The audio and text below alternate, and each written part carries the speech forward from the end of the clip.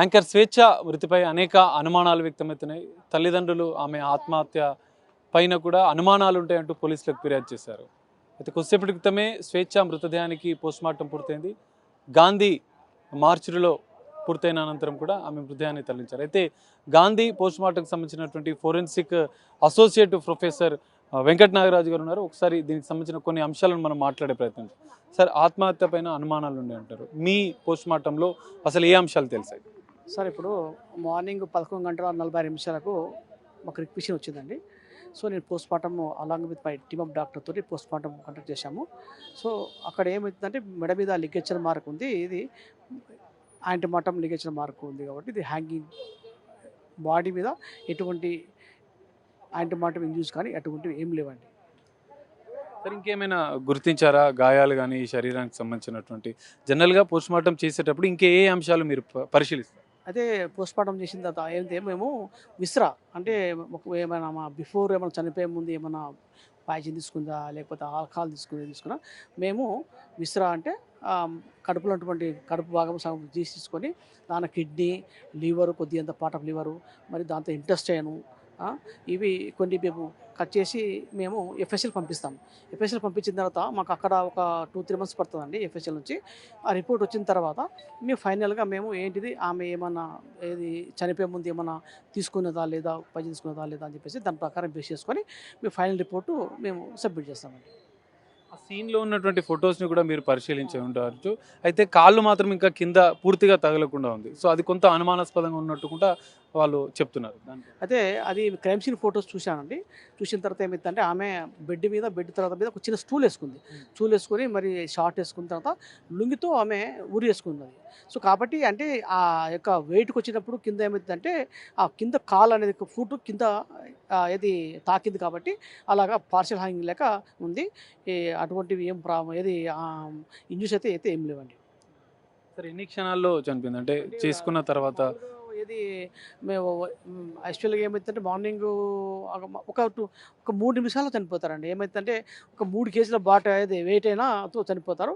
So కాబట్టి ఏమైతుందంటే మొత్తం 6 hours బట్టి చనిపోయిందండి. హ్యాంగింగ్లో కింద స్పేస్ తక్కువ ఉన్నా కూడా ఆమె అంటే నిల్చొనే ఉంది, కాళ్ళు కూడా కింద తగులుతున్నాయి.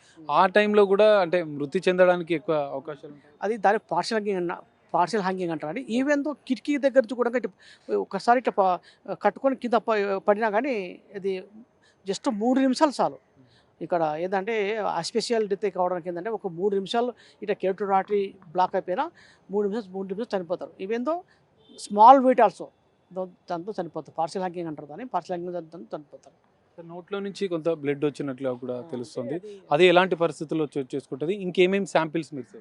అయితే నోటి నుంచి బ్లడ్ అనేది ఏమున్నదని ఆల్రెడీగా మనకి ఏమైతే చనిపోయిన తర్వాత పజ్ అంటారు దాన్ని. ఏదంటే ఇప్పుడు ఇక్కడ ఏది బ్రెయిన్కు ఆటోమేటిక్గా ఆస్పెక్ట్స్గా ఉన్నప్పుడు ఏమైందంటే బ్లాక్ అయినప్పుడు బ్రెయిన్కి వెళ్తుంది కాబట్టి అక్కడి నుంచి మన బ్లడ్ రావడానికి దానికి ఏది పోస్ట్మార్టం బ్లడ్ అంటారు.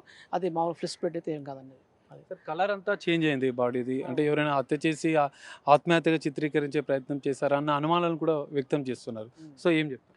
అంటే ఇది కలర్ చేంజ్ కావడం కారణం ఏంటంటే యాస్పెషల్ డెత్లో ఏమైందంటే ఎప్పటికైతే హ్యాంగింగ్ అయినా దాంట్లో ఇప్పుడు ఏది మన body suspension of the body ఉంటుంది కాబట్టి కిందికి. సో పోస్ట్మార్టం స్టాసిస్ దానివల్ల కూడా కింద కాలు పైన కూడా ఫేస్ మొత్తం అంతా కంజెస్టెడ్గా ఉంటుంది. దానివల్ల అలా అవుతుందండి. సార్, పాయిజన్ ఏమైనా తీసుకున్నట్టు కడుపులో ఏమైనా గుర్తించారా ముందు సూసైడ్ చేసుకోవడానికి ముందు కానీ ఇంకేమైనా అట్లా? అంటే పాయిజన్ తీసుకున్న దాన్ని మనం ఏం చెప్పడానికి కాదు సార్. మనం ఆల్రెడీగా మనం చూసాము. ఆల్రెడీగా స్టమక్ కంటెంట్స్ చూసిన తర్వాత కూడా ఇది ఏమన్నా గిట్ట మనం ఏమైనా పాయిజన్ తీసుకున్నదా లేకపోతే ఏమన్నా వేరే ఇంకేమైనా తీసుకున్నదా దాని గురించి మనము ఆ యొక్క విసరా అనేది స్టమక్ కంటెంట్స్ అనేది మనము ఎఫ్ఎస్ఎల్ పంపించడం జరిగింది. సరే, మీ అవయవదానం కూడా చేసినట్టు కళ్ళు డొనేట్ చేసినట్లు కూడా తెలుస్తుంది. దాన్ని అది అవయదానం అని వాళ్ళు అడిగారు. ఇట్లా సార్ ఐ డొనేషన్ చెప్పి తీసుకుంటాను, ఐ డొనేషన్ చేశాను. దాని ప్రాసెస్ ఎట్లుంటుంది సార్? యాక్చువల్ ప్రాసెస్ ఎలా ఉంటుందంటే మనం బిఫోర్ చనిపోక ముందు మన ఒక కంటెంట్ ఒక ఏది కన్సల్ట్ తీసుకోవాలి. లేదన్నా కూడా వాళ్ళు ఏం చేస్తారంటే బాడీ ఒకవేళ కూడా మనము ఏది కన్సల్ట్ చేయకపోయినా ఒకవేళ బాడీ వచ్చిన తర్వాత కూడా వాళ్ళు ఏం చేస్తారంటే ఏమంటే మీరు ఏది మన కనుదానం చేస్తారని చెప్పేసి వాళ్ళు ఏం చేస్తారంటే కన్సల్ట్ ఉన్నటువంటి వాళ్ళ యొక్క రిలేషన్ వాళ్ళు అడుగుతారు. ఇట్లా సార్ తీసుకోండి చెప్పండి, వాళ్ళు కన్సల్ట్ ఇస్తేనే మనము ఏది దాన్ని వాళ్ళు సంతకం పెడతారు. అక్కడ సంతకం పెట్టి ఐఓతో చెప్పిన తర్వాత కూడా అప్పుడు మేము దానం ఇది తీసుకోవడానికి పర్మిషన్ ఇస్తామండి. పోలీసులకు రిపోర్ట్ ఎప్పటివరకు, ఎందుకంటే మీరు ఇప్పటికే పోస్ట్మార్టం ప్రక్రియ పూర్తి చేశారు, ప్రాథమికంగా మీరు ఏం చెప్తారు? సో ప్రాథమికంగా ఇప్పుడు ఏంటంటే అది హ్యాంగింగ్ అండి, క్లియర్ కట్గా హ్యాంగింగ్ ఉంది. ఇక మరి అంటే మేము రిపోర్ట్ కావడానికి 1 మంత్ రెగ్యులర్గా ఎన్నో జనరల్గా పోస్ట్మార్టం చేస్తుంటారు, దీన్ని గుర్తించినప్పుడు ఏమైనా అనుమానాలు కలిగాయి? దానికి అంటే నాకు తెలిసిన కాడికి అయితే ఏం అనుమానాలు ఏం లేదండి. ఎందుకంటే క్లియర్ కట్గా హ్యాంగింగ్ కనిపిస్తుంది, మంచి లిగేచర్ మార్క్ బాగా ప్రామినెంట్గా కనిపిస్తుంది, మంచిగా ఉంది. ఇంకోటి లిగేచర్ మార్క్ అబ్లిక్లీ ఉంటుంది. అబ్లిక్లీ ఏంటిది అంటే ఇలాగా అంటే ట్రాన్స్పరెంట్ లేదు. ట్రాన్స్పరెంట్ ఉంటే మనం ఏమంటామంటే దానికి మనము ఏది వేరే గిట మనం ఏమన్నా సస్పెక్ట్ చేయడానికి ట్రాన్స్పరెంట్ ఏది లేదు, లీకేజ్ అబ్లిక్లీ ప్లేస్ ఉంది. సో కాబట్టి అది క్లియర్ కట్గా హ్యాంగింగ్ అండి. పోలీసుల దర్యాప్తుకి పోస్ట్మార్టం నివేదిక అనేది కీలకం ఉంటుంది సార్. ప్రాథమికంగా మీరు ఏ విధంగా నివేదిక ఎప్పటివరకు ఇస్తారు? ఆ ప్రాసెస్ మేము ఒక 15 days లోపల మేము ఏది పిఎం రిపోర్టు 10-15 days లోపల పిఎం రిపోర్ట్ ఇస్తాము. దాని తర్వాత ఫైనల్ ఒపీనియన్ అనేది మేము విస్రా పంపించాం కాబట్టి అది రావడానికి 1-2 months పడుతుంది. దాని తర్వాత మేము ఫైనల్ రిపోర్ట్ ఇస్తాము. మొదటి ప్రాథమిక రిపోర్ట్ అనేది ఇప్పుడు ఇచ్చే పిఎం రిపోర్ట్ ఏది ఒక 2-3 daysలో మేము 1 week లోపల మేము పిఎం రిపోర్ట్ ఇచ్చేస్తామండి. సార్ ఫైనల్గా మీరు అంటే ఖచ్చితంగా ఆత్మహత్య జరుగుంటుందని భావిస్తున్నారా?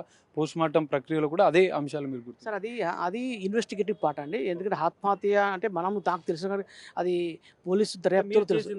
మేము చేసే ప్రకారం అయితే అది ఆత్మహత్య లేక నాకు కనిపిస్తూ ఉంది.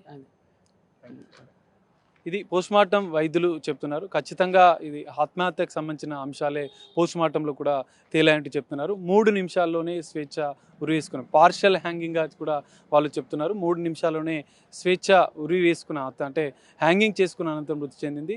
బాడీ కలర్ కూడా కొన్ని గంటలు జరిగిన నేపథ్యంలో కలర్ చేంజ్ అయిందని చెప్తున్నారు. 1 or 2 daysలో పోస్ట్మార్టం నివేదికను పోలీసులకు అందిస్తామంటే పోస్ట్మార్టం వైద్యులు చెప్తున్నారు. దాని తర్వాత పూర్తిస్థాయి దర్యాప్తు అనేది పోలీసులు చేపుతున్నారు. సో స్వేచ్ఛ మృతిపైన అనేక అనుమానాలు వ్యక్తమవుతున్న నేపథ్యంలో ఈ పోస్ట్మార్టం నివేదిక ఆధారంగా కూడా పోలీసులు పూర్తిస్థాయి దర్యాప్తు చేస్తున్నారు. పూర్ణచంద్ర పైన అనేక ఆరోపణలు వస్తున్న నేపథ్యంలో పోలీసుల దర్యాప్తులో అతన్ని కూడా పట్టుకోవడానికి ప్రత్యేక బృందాన్ని కూడా పోలీసులు ఏర్పాటు చేసినట్లుగా కూడా తెలుస్తోంది. కెమెరామెన్ పవన్తో కలిసి సాగర్, బిగ్ టీవీ, గాంధీ మార్చూరు నుండి.